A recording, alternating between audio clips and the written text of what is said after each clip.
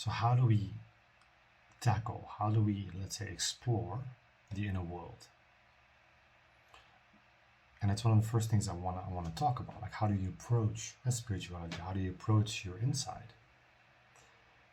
How do you approach your inner world that is so alive, right? That is so constantly changing, and every moment feels like it's a new moment. It feels like a fresh moment.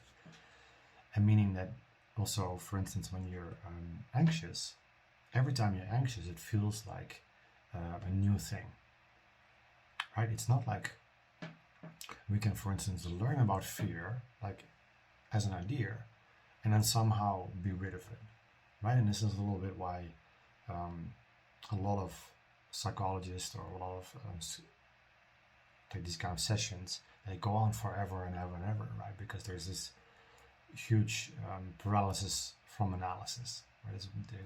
We can't approach ourselves, our inner living being, with all these ideas and all these concepts and conclusions, because they're all dead things. They all come from knowledge. They all come from dead sort of past experiences.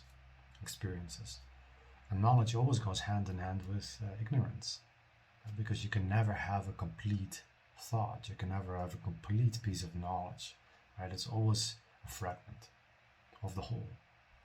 We are the whole, right? We are a human living being. And so how do you approach something that's living, right? If our experiencing of the world is mostly done through thinking, if our perception of the world, is always taken over by our minds, by thinking, and thinking being it's kind of knowledge in movement, right? It's the past, and it's always in movement. It's always there. It's always comparing. It's always judging, measuring, right? It's always putting that sort of net, square of squares, like over reality, and sort of measures everything. And that has its place, right? We can't do without thought. And thought is a beautiful evolutionary tool that nature has come up with to advance, right? To become better at things, to build on knowledge, to anticipate. Right? It's an evolutionary tool that all of our, every cell of our human being is kind of using to improve on itself. And evolution has brought us this far. It's an incredibly powerful source that works together with all sorts of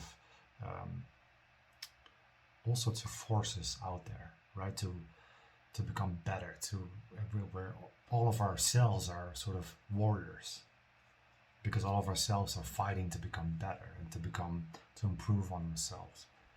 And I'm kind of emphasizing that point of around evolution, because there's so many drives inside of it. There's so many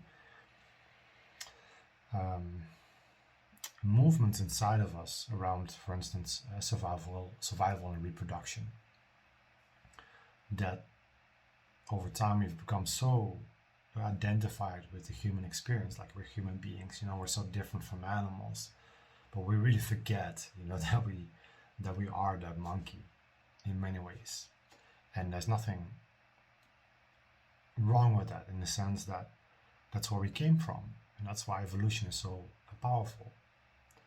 It's sort of in the dark, meaning we're out in the outer edge of creation, right? And there's constantly a new moment, and we're kind of in the dark. There's death around every corner, looking throughout time, making mistakes, splat with that, right? So evolution has become stronger and stronger in its survival. And with that come these really strong momentums of using our thought, of self-preservation.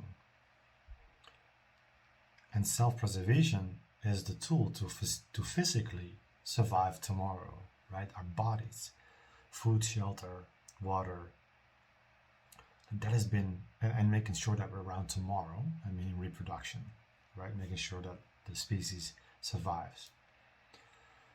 And one step above that is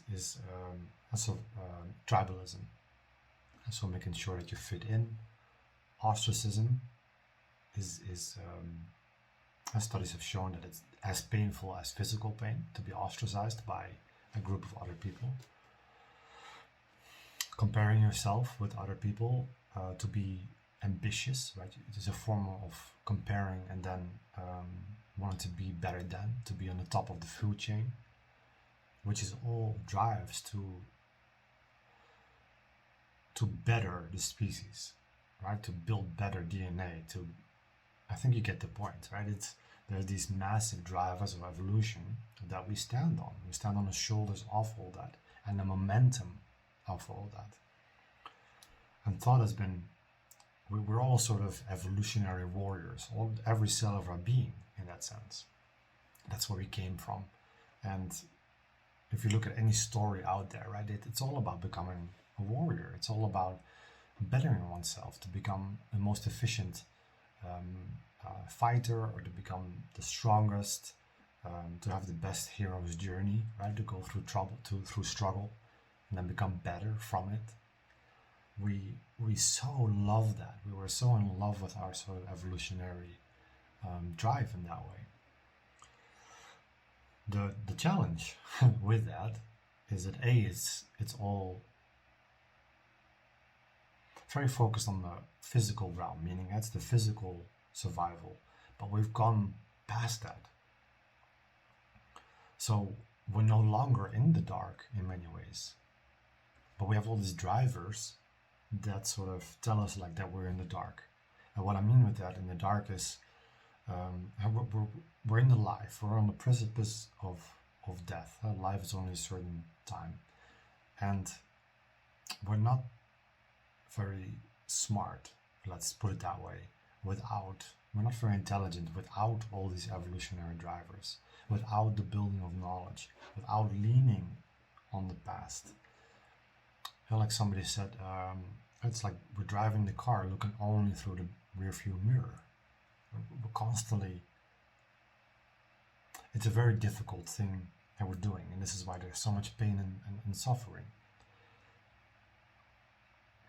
Because we're in that dark, and evolutionary forces have become so efficient and so good at surviving that, right, through all this knowledge that we've been building up. So then we get at the point where we no longer need to worry so much about our physical security, because we've done so much, right? From there, what we've done is we've taken that same movement of surviving, I need to survive, the body, we've taken that to the psychological realm. And so we've created this identity, and there's all sorts of reasons, also evolutionary reasons, but why we've created this identity, and why, let's say, tribalism has become so strong, why we've sort of catapulted ourselves out of being just monkeys and all the sort of simplistic social things that come with that. But we still carry that survival and reproduction sort of stress, if you will, and force in us.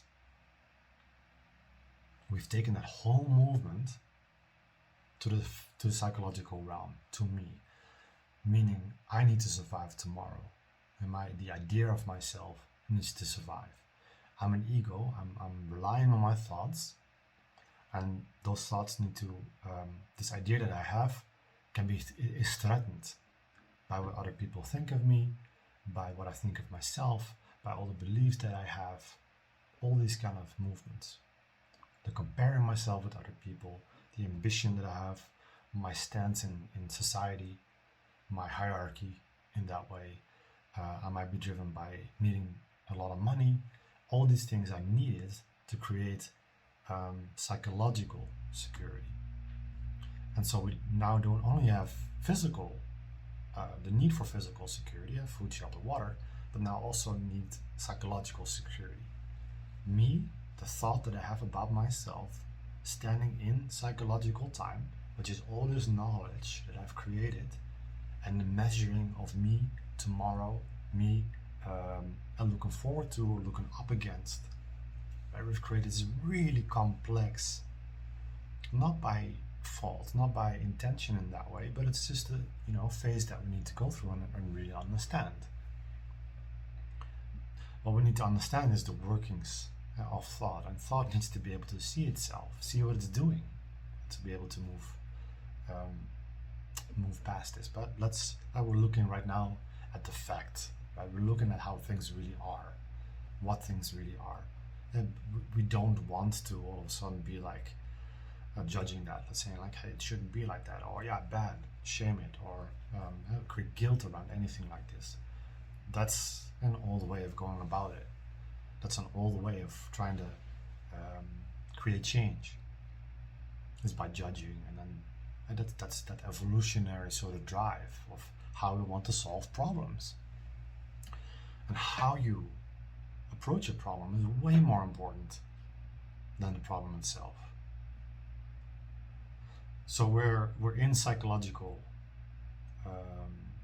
in this sort of psychological need, in this need for psychological security. And so we do everything to constantly have that feeling of I'm okay. And so I would look for that in sex, in entertainment, in all sorts of ways to pleasure, to feel good, right? Because we've again attached that sort of evolutionary momentum to the idea of myself. I need to improve myself. I need to grow. I need to become better. I should punish myself when I'm wrong, because the idea is that through all that discerning, let's say, judgment, that I become a better person. And of course, from that we've created all these beliefs and sort of structures. And beliefs gives one a sense of psychological security, right? I can rely on this. And it can be all sorts of religion. Other people believe in it, and therefore I grew up with it. Like there's all these beliefs that we stand on, and all these different structures that sort of create this world, and it's double. There's a me in the world. There's reality, and then I've created sort of the double of the world, and that's my experience of reality, which is all filled in, let's say. This whole double is filled in by my presuppositions, by my past beliefs, by my knowledge. We understand all that, right? There's this need to want to color everything in with me, with my knowledge, with my ideas and beliefs and perceptions and habitual thinking, and all that kind of stuff. So where are we? So thinking in that way, it's clear, where it came from, right? And how it was used as an evolutionary tool, which has been huge, right? All of a sudden there's almost 8 billion of us, and we're doing quite well. Like every year a lot of things are getting better. Also worse in certain areas. They both go faster and faster. Why is this a problem, right? That we've moved this whole movement of evolution to the psychological self. But the issue is that we have created that double, this idea about myself, this sort of the ego, and we're constantly measuring, and we're living human beings. That's a fact. And so when we go through things like depression and anxiety and the suffering, which itself comes from thought, right? It comes from comparing. It comes from feeling unsatisfied in certain things. It comes from the feeling and the judgments that we pass on ourselves because of all this knowledge build-up. We go through a huge amount of pain because of that difference, because of the gap between being a living human being, being alive, being not separate from anything else, being not separate from nature, from the experience that is going on right now. And so we've created a double from that is a fragment. And we say that's our life. This little box of all this knowledge that that I got from the past, that it's getting smaller and smaller because it's getting more and more specialized. It's getting more over time, more colored by the past, right? Every generation learns from the past how to become a smaller human being, more specialized, better at a lot of different things, but smaller and smaller. I hope you can see that part. How knowledge can only by its expansion sort of become smaller, because there's less and less options. There's less and less room for beliefs, room for it to be something else. There's less and less room for beauty. There's less and less room for wisdom. Because if you know everything, if you have all the explanations to everything in the world, how can there be any wisdom? Knowledge is not wisdom, right?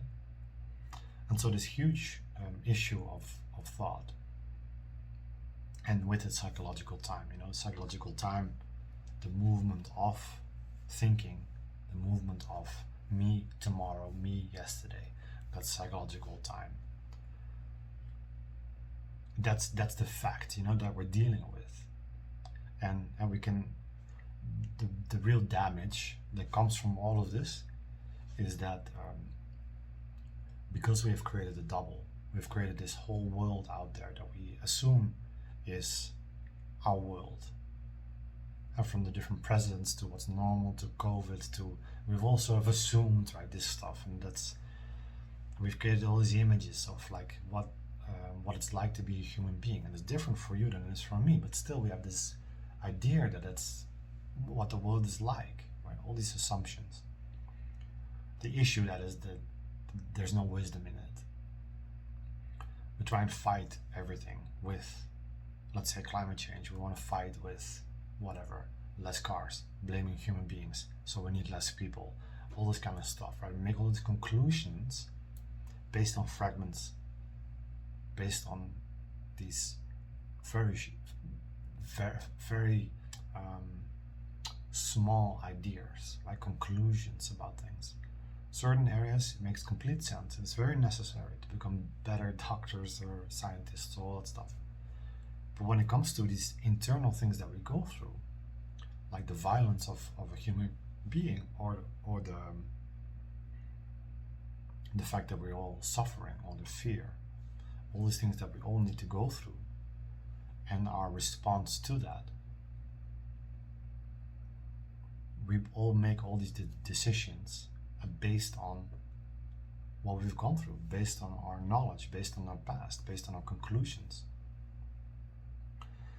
And so we're never going to be a better human being because of all that knowledge. We're never going to have better actions because of all that knowledge, because it's all so limited, right? And we are living human beings, they can do way more than that. So there's a huge, that's the damage that we see, that's the conflict that we see in the outer world, is the conflict that we have in ourselves. All that pain and suffering, all the conflict of around the right and wrong, about the true and false, about should I or should I not, about all the guilt and all the shame of the past, and all the blaming other people. And we all have those movements inside ourselves. So of course, all the wars and all the conflict and disagreements from political parties to how you should raise a child, like that's all us inside. There's no changing the outer world with ideas. There's only the changing inside of us that makes change. So that's the reality, if you will, of thought, and the current methods or the current movements of how we're using it. And it's not hard to see how most of us are sort of an autopilot. So of course there's this deterministic path that comes with it. So that's, I think, first step, really important to sort of understand and to establish, like, hey, this is how, and see for ourselves, is like, hey, this is how thinking works, right? This is how, if I sit still and I observe my own thoughts, can I observe myself and do all these movements? And again, explanation like I'm giving right now is not worth a lot if you're not able to sit down and look for yourself, right? And go into this yourself and see where it leads, right? Try and follow things, try and follow your own thinking, try and dive deeper and deeper into these kind of topics. So I thought this was a good sort of first establishment or introduction into thinking, and the key is, again, that we look into these things ourselves from a place of interest, not from a place of wanting to change or to have it be something else that it's not, right? But first, that the facts are that this is how we utilize thought, and can you for yourself see how the evolutionary momentum, that's behind all this. It's huge. And to be able to set oneself free from that is not as simple as just me as a person trying to shut down my thinking, right? Because that's kind of a simpleton approach in general to spirituality that doesn't really get you anywhere. Hope this was helpful, and looking forward to seeing you in the next video. Thank you. Bye.